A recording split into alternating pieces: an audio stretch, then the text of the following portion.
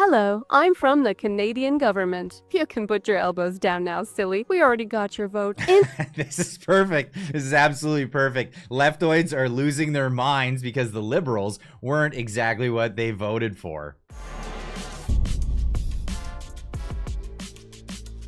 Ladies and gents, welcome back. My name is Clyde. If you're new to the channel, hit the subscribe button, hit that like on the way in as well. Let's get into today's story. Now, this is from a group called the Juice Media. Now, if you don't know who they are, well, you're probably not Australian, because this is actually an Australian group. This is a group of leftoids that started their own sort of Onion. I guess the Onion, they lost their mind. They don't do parody anymore. Now I guess these guys have taken up the realm of, let's do parody, but with like a unhinged leftoid tinge to it. But this is what they do. Australian company that produces contemporary human rights and social political satire. They're social justice warriors, these ones, that are known for their internet series Honest Government Ads and Juice Recap News. But yeah, they've mostly gone with these honest government ads. Well, they put a few out about Canada, and well, just to show how leftoid they are, here's their TikTok. A recent one that came before, talking about, well, just have a listen. Hello, I'm from the Canadian government. We know you're worried about President Trump's threat to grab Canada by the pussy and turn us into the 51st state of America, currently run by morons, billionaires, and fascists. Or in this case, morons, billionaires, and fascists. Yeah, okay. We kind of get where they're coming from. They're saying all the shibboleths that put them in the category of woke retards. I mean, let's just put it blankly there. But let's get into this ad, because this is great. It's 3 minutes of beautifulness of people that are just disappointed that the elbows weren't there, and they're just gonna go ahead and do all the things that they said they weren't gonna do. The liberal government, of course, under Mark Carney. Hello, I'm from the Canadian government. You can put your elbows down now, Put 'em silly. down. We already got your vote. Introducing the Xylism's LNG terminal, the project that sacrifices taxpayers, workers, First Nation, water, salmon, the climate, and Canadian sovereignty all in one. Xylisms. If built, Xylisms. Anyway, so they're talking about doing this project with Xylisms, LNG. If they go forward with this, it'll be exactly what they said they weren't gonna do. Except it won't be with Canadian companies.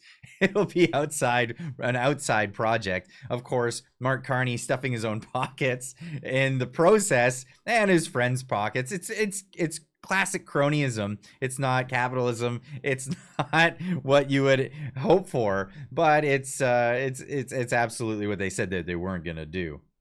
Will export our fracked gas to Asia, causing more carbon emissions than coal, and Canada's energy bills to skyrocket. Which is absolutely BS, honestly. The carbon emissions from well, carbon emissions, the emissions from natural gas is way lower. It's actually way cleaner. But hey, you know, you say things like fracking and it gets leftoids just losing their mind. It's amazing. We saw that happen in Australia, and we can't wait to make the exact same mistake here. That's why we're blowing billions in taxpayers' subsidies on it. Cause nothing says build Canada strong like a barge built in Korea with non-Canadian steel. That's actually accurate. That's actually accurate. They're gonna build a barge from Korea, built in Korea, non-Canadian steel. All of the things that these are actually true things. Mark Carney coming forward with a Build Canada Strong project. He says he's gonna build I don't know, countless tens of thousands of homes in the next year. We all know that this isn't gonna happen, and he's had energy projects all over the globe. And what's happening here in Canada? Well, nothing that's going to benefit Canadians. Absolutely. This is the pillaging of the nation, and they're kind of pointing this out, and it's accurate on that wavelength. Create long-term Canadian jobs? 1,000. Well, more like 200 if you read the fine print. Does it make any economic sense? Nope. The world is heading for an LNG glut and prices just went negative. So will taxpayers be left on the hook if this becomes a stranded asset? You bet. Okay, so it's a shit deal, but at least it's an indigenous-led project. Except it's not. Xelisms is 100% American-owned by a Texas company that's financed by Wall Street firms. Firms like Blackstone, whose CEO Steve is one of Trump's top donors and closest advisors. Nothing says elbows up like giving Il Duce's inner circle control of our energy infrastructure. Well, nothing says economic recovery than other companies coming from elsewhere in the world. Now, this is a situation that's interesting. Now, the Austrian economists, they call this regime uncertainty. A lot of Canadian companies, or a lot of companies from around the world, let's just be honest, do not want to invest in Canada, and it's largely because, well, you could come in with plans to build a pipeline, throw billions of dollars into Canada, and the government will just snap a finger, and your investment is wasted. So the government has to come in and start doing these things unilaterally on their own, and then they'll get their friends, their crony friends, to come in and reap the benefits of these projects. But this is where it's coming from.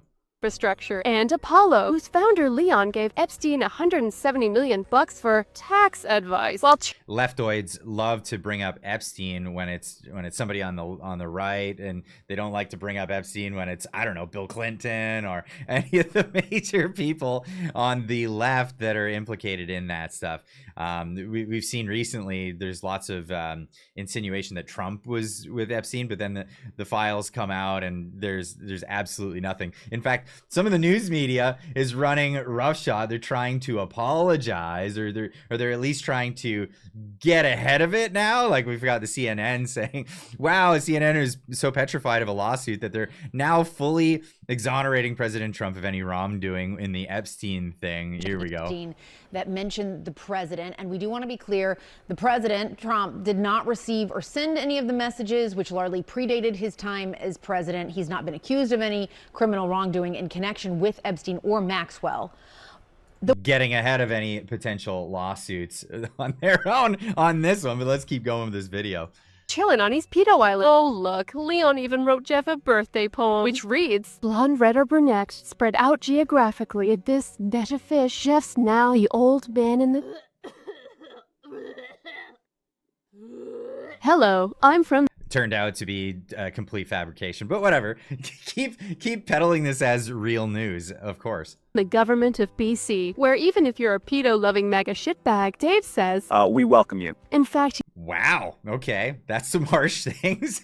See, this is supposed to be the champion of the leftoids, and the leftoids around the world are looking at David Eby as exactly what they said. It's amazing. It's amazing. They'll eat themselves. He's so desperate, he'll even build you a new transmission line so you can hook up Xelisms to our hydropower. Don't worry, taxpayers will pay for it. So what if... It's true. It's actually true.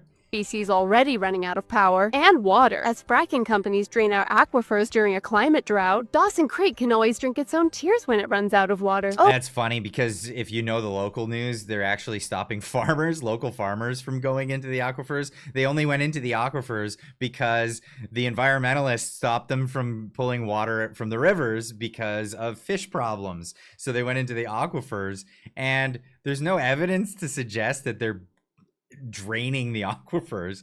This is just a government mandate.